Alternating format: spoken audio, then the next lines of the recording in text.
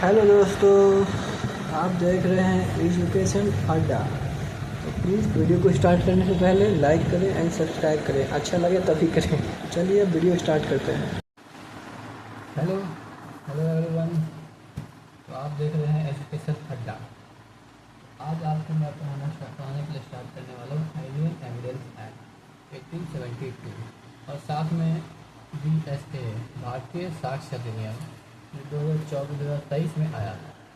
Okay, तो इसीलिए पढ़ने स्टार्ट करने से पहले आप दोनों बेयर एक्ट या तो कोई एक इंडियन एविडेंस एक्ट 1872 अपने पास रखिए, या तो भारतीय साक्ष्य अधिनियम है तो अच्छी बात है, नहीं है तो कोई बात नहीं, क्योंकि दोनों में जो दोनों कानून आए उसमें दोनों में सब चीज़ लगभग 80% तो सेम है। इसमें कोई दिक्कत वाली बात नहीं है। कुछ भी चेंजिंग मिलेंगे तो हम जब आगे पढ़ेंगे तो उसको भी साथ साथ में रिलेट करके पढ़ते चलेंगे। ठीक है, तो स्टार्ट करने से पहले आप लोग से निवेदन होगा कि आप लोग इंडियन एविडेंस एक्ट 1872 साथ में लेकर बैठ जाएँ, तभी तो पढ़ने में मज़ा आएगा और मुझे पढ़ाने में मज़ा आएगा। कुछ आप लोग समझ तो रहे हैं पढ़ने को। तो चलिए अब स्टार्ट किया जाए। इंडियन एविडेंस एक्ट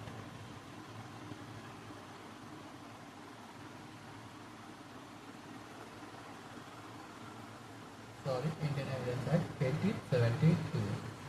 आज का जो क्लास है बेसिकली इंट्रोडक्शन है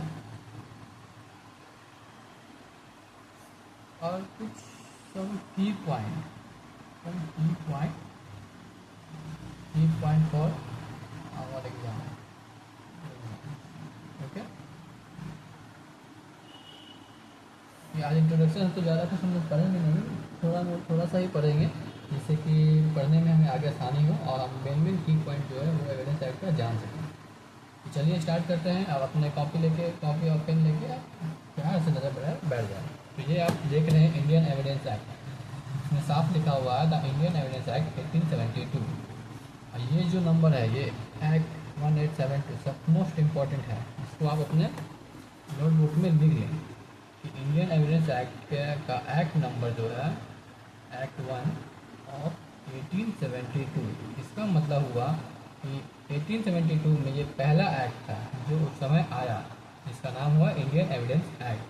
ठीक, हमने इंडियन एविडेंस एक्ट के बारे में कुछ पॉइंट जान लिए, मगर ये नहीं जाना कि इंडियन एविडेंस को लाया किसने, लिखा किसने। तो आप ये जान लिए कि हमारे ब्रिटिश थे सर जेम्स स्टेफन, इन्होंने ही इंडियन एविडेंस एक्ट को लाया। तो हमने दो चीज़ पढ़ा कि इंडियन एविडेंस एक्ट कब आया, 1872 में आया।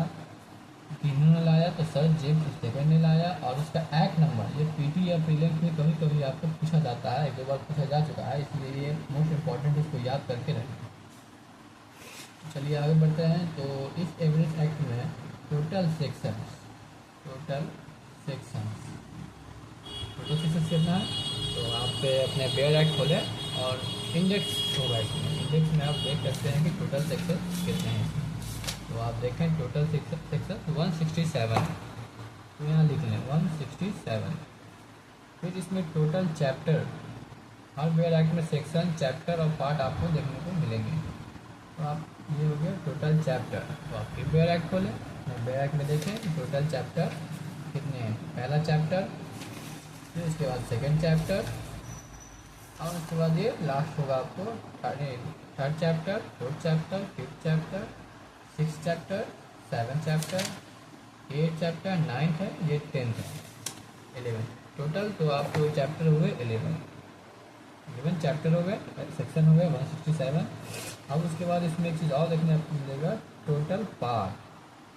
तो आप पार्ट के लिए भी आप बेयर एक्ट खोलें, इसमें इंडेक्स खोलें। इंडेक्स में आपको होगा पहला part 1, part 2, part 3।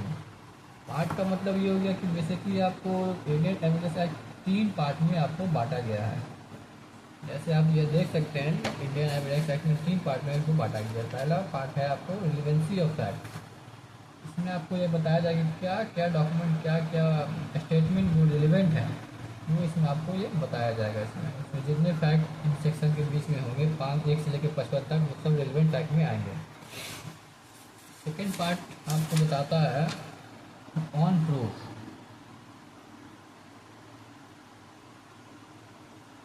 Third part आपको बताता है production and effect of evidence. इसी एविडेंस को कैसे प्रोड्यूस करें कोर्ट के सामने और उसका असर क्या होगा कोर्ट पर, वो आपको बताता है। एविडेंस राइटिंग थोड़ी खराब है, इसकी कोई दिक्कत नहीं लीजिएगा आप लोग। चलिए अब हम इतना जान चुके हैं। अब एक चीज़ और इम्पोर्टेंट पॉइंट आप जान लीजिए कि इस एविडेंस एक्ट को एसेंट कब मिला था। तो एसेंट आपको इसको मिला था 15 मार्च। 15 मार्च को इसको एसेंट मिल गया था 1872 में ही। ठीक है, एसेंट तो मिल गया था। जब हमारे देश, हमारे इंडिया में ये लागू कब हुआ, तो लागू ये आपको हुआ है 1 सितंबर 1872 को ये हमारे यहाँ लागू हो गया था।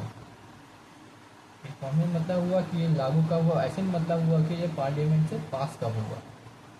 ठीक है, तो अभी हम देखे थे इंडियन एविडेंस एक्ट के कुछ लीगल मैक्सिम जो मोस्ट इम्पॉर्टेंट है भी और नहीं भी, मगर डेली कभी कभी पूछ लिया जाता है। तो याद रखें कि फैक्ट इन इशू, जिसको कि एविडेंस की लैंग्वेज में कहा जाता है फैक्टर प्रो बोंडा। ओके, दूसरा होता है आपको रिलेवेंट फैक्ट।